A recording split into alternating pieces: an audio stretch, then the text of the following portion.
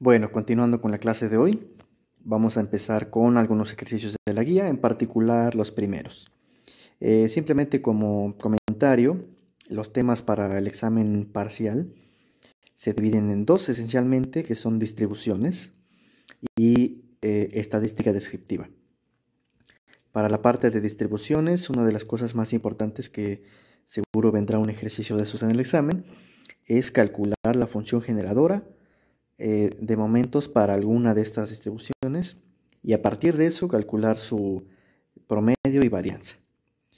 En este caso nosotros ya vimos, ya les mandé un documento donde les explico detalladamente cómo se obtiene la función generadora de momentos para una distribución binomial y para una distribución geométrica.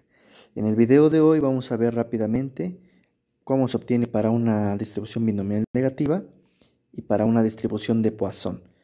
En particular me interesan estas porque estas cuatro corresponden a las distribuciones discretas. Y acuérdense que en este caso estamos hablando de sumas, que son un poquito quisquillosas o complicadas. Estas tres corresponden a distribuciones continuas, de forma que el valor esperado ahora representa una integral, con lo cual ya no es tan complicado calcularlo. Entonces me voy a enfocar en estos dos.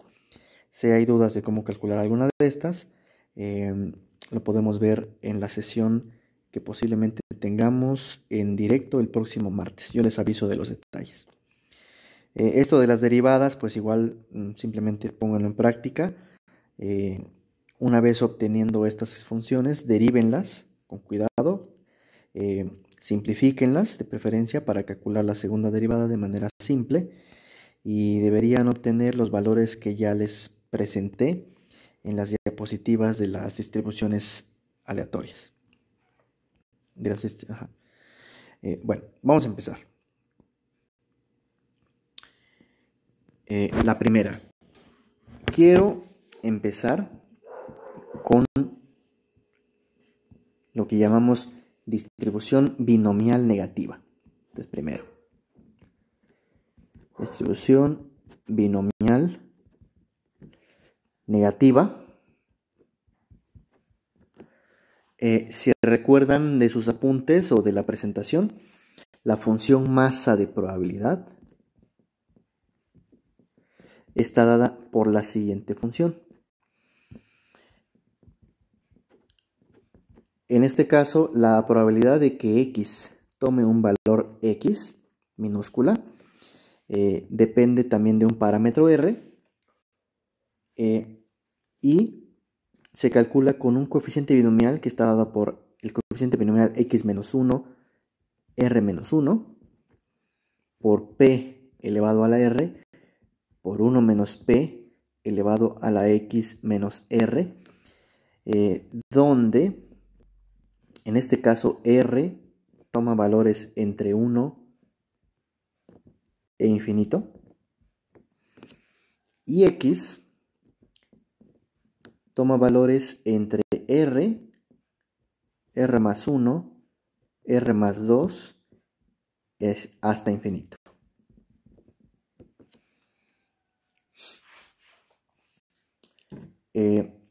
En este caso, la forma en la que vamos a obtener la función generadora de momentos para esta distribución binomial negativa es una forma un tanto heurística. ¿Qué quiere decir eso? Que no es tan matemáticamente correcta, por decirlo de alguna forma, sino que nos basamos un poco en la interpretación de esta distribución binomial negativa. Si nosotros recordamos qué significa una distribución binomial negativa, quería decir el número de ensayos necesarios hasta obtener R éxitos. Por eso esta probabilidad depende del parámetro R. Bueno, entonces, vamos a hacer lo siguiente. Vamos a interpretar las cosas para que queden completamente claras. Entonces vamos a poner aquí una especie de notas. Primero tenemos que notar que si x mayúscula, o sea la x que estoy hablando acá, la variable aleatoria, representa como acabamos de decir, el número de ensayos necesarios o requeridos para obtener R éxitos, entonces sucede lo siguiente. Primero,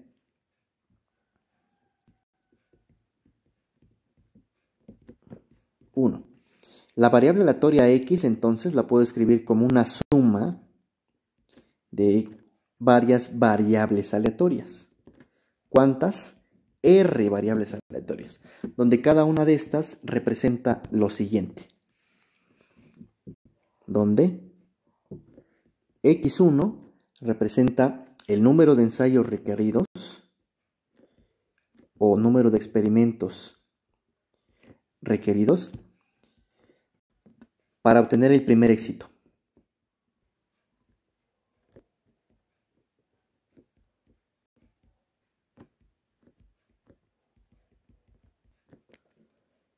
Además, x2 va a representar el número de ensayos adicionales para obtener el segundo éxito.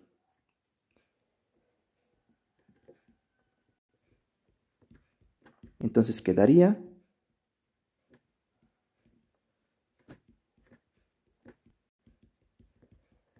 de la siguiente forma.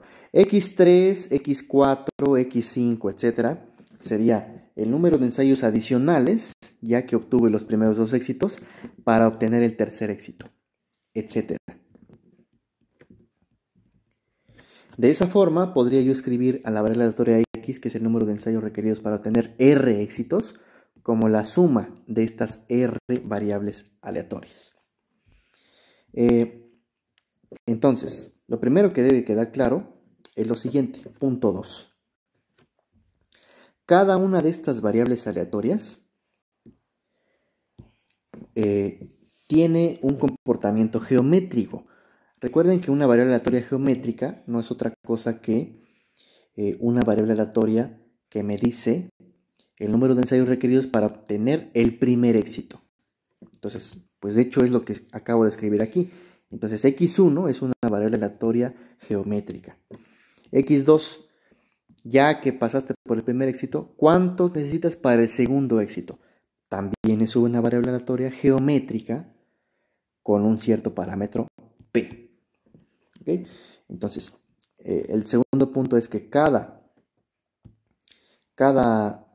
una de estas variables aleatorias es geométrica. Es decir, xy tiene un comportamiento de variable aleatoria geométrica para algún parámetro p. En este caso, ¿cuál es el parámetro p? Es exactamente el mismo que usamos para la distribución binomial negativa. Recuerden que la distribución binomial negativa me responde la pregunta de cuántos intentos tengo que realizar, donde la probabilidad de éxito es p, para obtener r éxitos. Entonces, cada una de estas variables aleatorias es una distribución geométrica con el mismo parámetro p. ¿Okay? Es el segundo punto. Entonces, podemos ahondar más en este tren de ideas de la siguiente forma. Podemos escribir. Entonces, si yo escribo lo siguiente, o sea, lo que estoy razonando aquí es lo siguiente. Si tengo una variable aleatoria con distribución binomial negativa, la puedo escribir como una suma de variables aleatorias con distribución geométrica. Entonces, eso lo puedo formalizar de la siguiente forma. Entonces, si x es una suma de variables aleatorias geométricas, de r variables aleatorias geométricas, lo puedo representar así. Cada una de esas r variables aleatorias tiene el mismo parámetro p. Entonces, x tiene una distribución binomial negativa con parámetros r y p. ¿Okay? Eso es algo muy importante que de hecho lo podemos considerar como una especie de teorema. ¿Okay? Bueno. Ahora sí, lo que necesitamos entonces es calcular la función generadora de momentos para esta distribución binomial negativa. Entonces lo vamos a calcular de la siguiente forma. Entonces ahora sí, calculando la función generadora de momentos, que vamos a llamarle m subíndice x función de t, para la variable aleatoria binomial negativa, x mayúscula, obtenemos lo siguiente. Primero, ¿cómo se define? Como recordatorio, la función generadora de momentos se define como el valor esperado de e a la tx. Esto se traduce a la suma de e a la tx por la función masa de probabilidad de la distribución que estoy tratando, que en este caso es la función masa de la distribución binomial negativa, o sea, esto de aquí arriba. ¿Ok? Bueno. No va a ser necesario desarrollarlo utilizando esta distribución, sino más bien el razonamiento que acabamos de hacer de que una suma de variables aleatorias geométricas me da una variable aleatoria binomial negativa. Entonces vamos a hacerlo de la siguiente forma. Esto, para empezar, es una suma sobre valores de x. Bueno, esto lo puedo escribir así, como una suma múltiple para x1, x2, etcétera, hasta xr, de e a la tx, pero recuerden que x es esta suma, es decir, x es la suma que tengo aquí arriba. Entonces, en lugar de x voy a poner la suma de x1 más x2 hasta xr. ¿Ok? Por la función masa de probabilidad de que ocurra x. Pero esta función masa de probabilidad yo la puedo escribir como un producto de funciones masa. ¿Por qué? Porque al final de cuentas lo que está pasando aquí es que si tú tienes una suma de distribuciones, la probabilidad de que ocurra esta suma es el producto de las probabilidades. Entonces quedaría de la siguiente forma. La probabilidad de que ocurra x1 por la probabilidad de que ocurra x2 por la probabilidad de que ocurra x3, etcétera, hasta la probabilidad de que ocurra xr. ¿Ok? De hecho, esta separación en producto también la podemos justificar con el hecho de que estamos suponiendo de que estas variables aleatorias son independientes. Si ustedes recuerdan, cuando tienes una serie de variables aleatorias independientes, la probabilidad se separa como el producto de probabilidades. Por eso aparece aquí el producto. Bueno, ya que tenemos esto, entonces lo que sigue es simplemente manipulación matemática.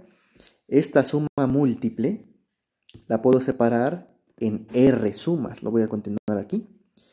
De la siguiente manera. Esto sería suma sobre x1 de e a la tx1 por la probabilidad o la densidad de probabilidad de la variable aleatoria x1 por suma sobre la variable aleatoria x2 de e a la tx2 por la función masa de probabilidad de la variable aleatoria x2 por etcétera, y así hasta la variable aleatoria xr por e a la txr por la probabilidad de la variable aleatoria xr que depende de xr.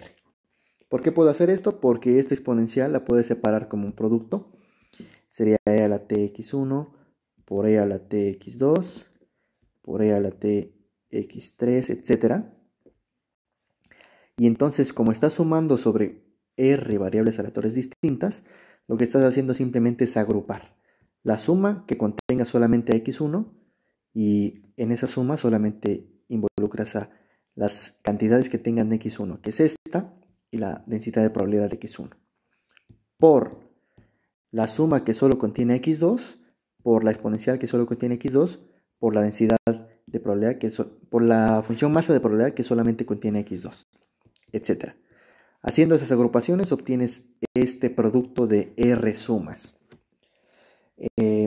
Pero al final de cuentas estas R sumas las podemos interpretar como sumas idénticas, porque están representando a variables aleatorias geométricas con parámetro P.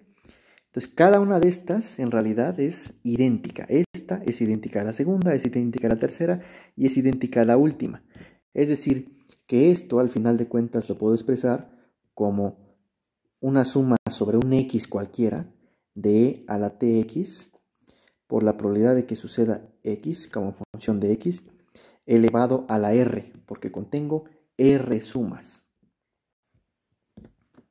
¿Ok? Entonces quedaría una única suma elevado a un exponente r.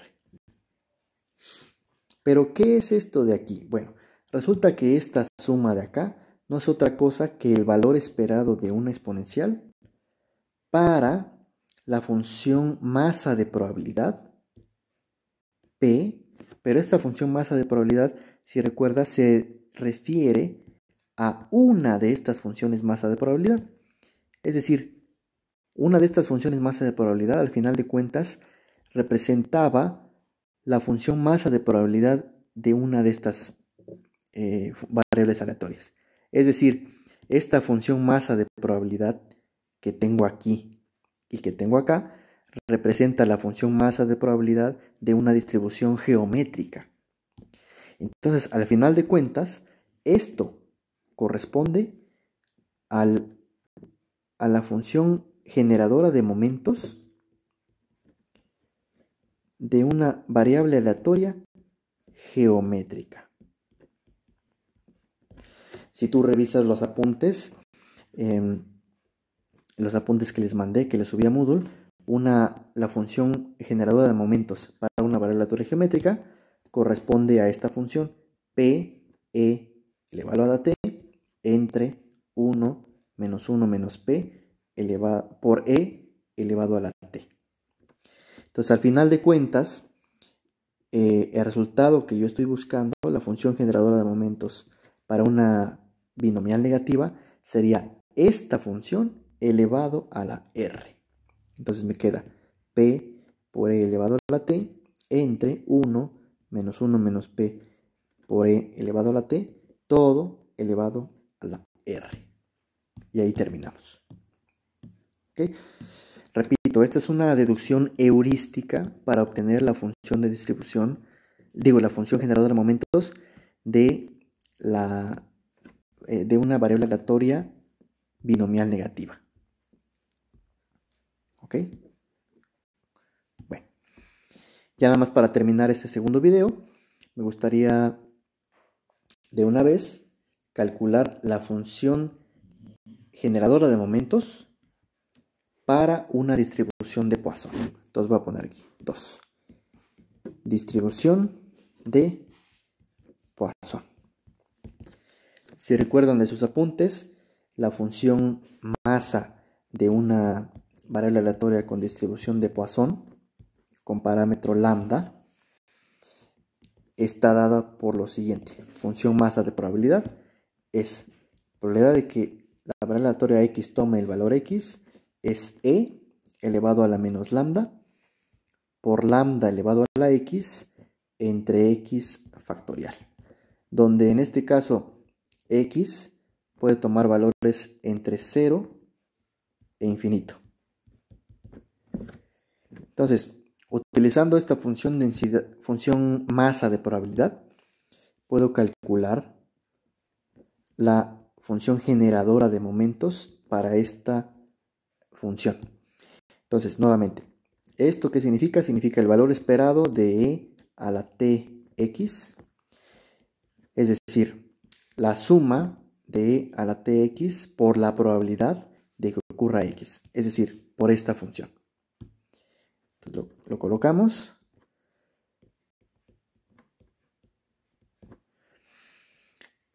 ¿Sobre qué valores está realizándose esta suma? Sobre los valores que puede tomar x, es decir, sobre x igual a 0 hasta infinito.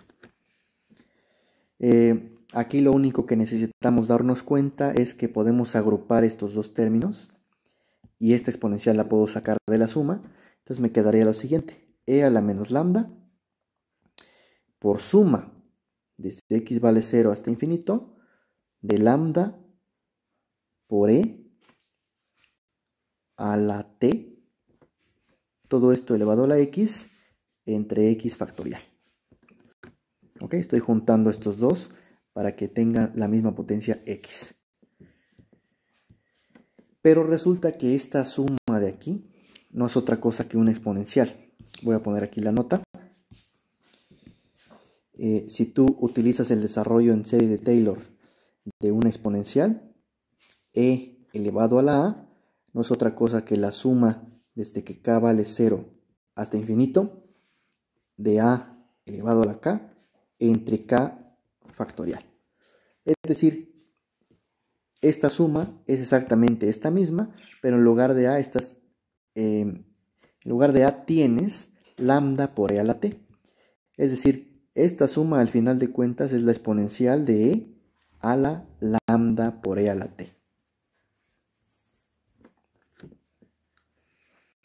Entonces, el último paso simplemente es reacomodar algebraicamente estos términos. Entonces me quedaría que la función generadora de momentos para una distribución de Poisson queda e a la menos lambda por e a la lambda por e a la t. Esto lo puedes simplificar de la siguiente forma: como tienes la misma base, la exponencial, sumas los exponentes y te queda e a la lambda por e a la t menos lambda. O bien e a la lambda por e a la t menos 1. Y ya terminamos. Esta es la función generadora de momentos para una distribución de Poisson. Y a partir de estas dos, en este video, lo que a ti te corresponde es calcular sus derivadas para comprobar que el promedio y la desviación estándar son lo que yo les expuse en las diapositivas, ¿ok? Usando esta propiedad.